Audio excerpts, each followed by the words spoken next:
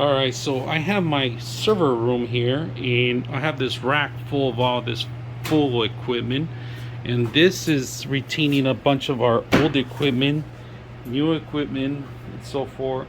I like the cages; they're pretty thick.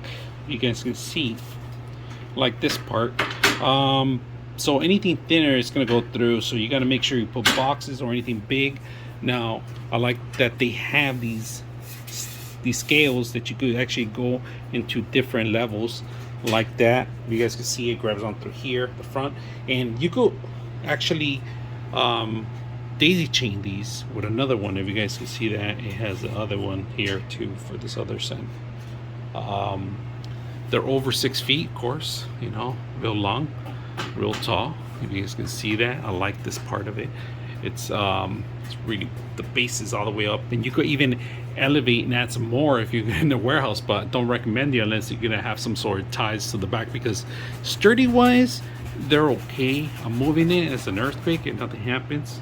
Still moving. The bottom part, you could stand up on it. It could retain my weight here, about 100 to 200 pounds. Well, actually I'm heavier than that, but it could retain all the stuff. But right now we're just piling up crap in here. Yeah, you guys could use this for other means. And this is the bottom of it.